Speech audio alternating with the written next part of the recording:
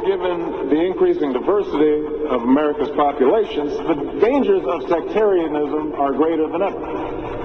Whatever we once were, we are no longer a Christian nation, at least not just. We are also a Jewish nation, a Muslim nation, and a Buddhist nation, and a Hindu nation, and a nation of non-believers.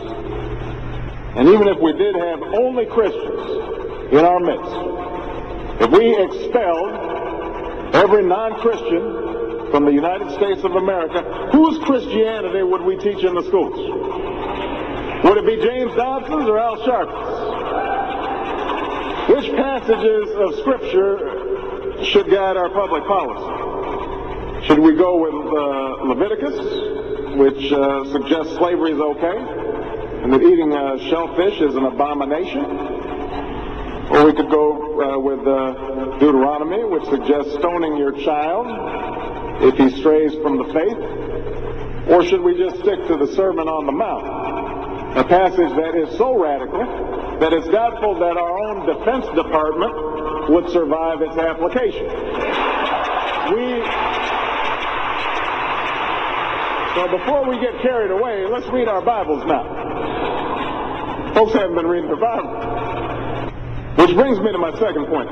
Democracy demands that the religiously motivated translate their concerns into universal rather than religion-specific values. What do I mean by this? It requires that their proposals be subject to argument and amenable to reason.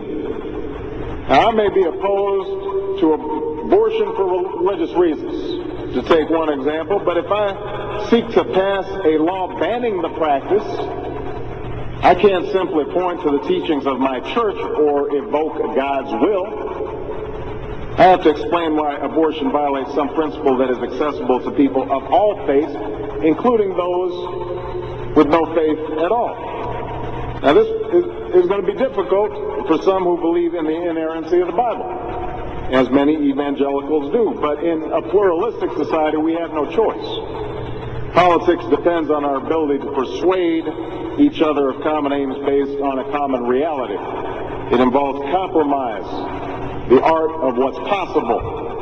And at some fundamental level, religion doesn't allow for compromise. It's the art of the impossible. If God's spoken, then followers are expected to live up to God's edicts, regardless of the consequences.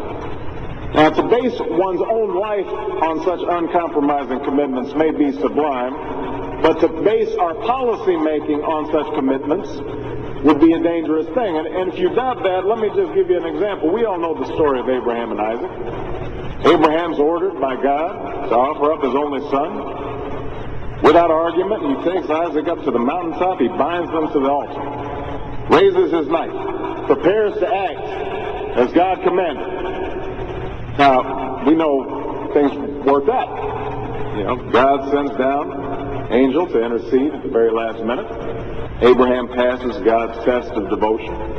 But it's fair to say that if any of us leaving this church saw Abraham on the roof of a building raising his knife, we would, at the very least, call the police and expect the Department of Children and Family Services to take Isaac away from Abraham.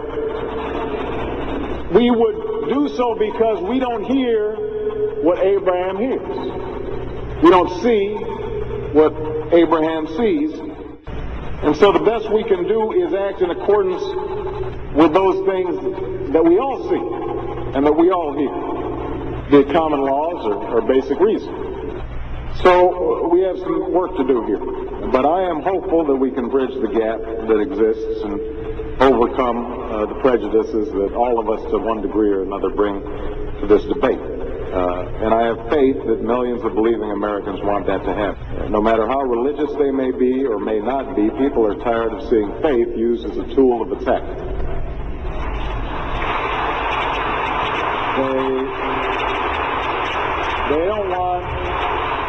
They don't want faith used to belittle or to divide, because in the end, that's not how they think about faith in their own lives.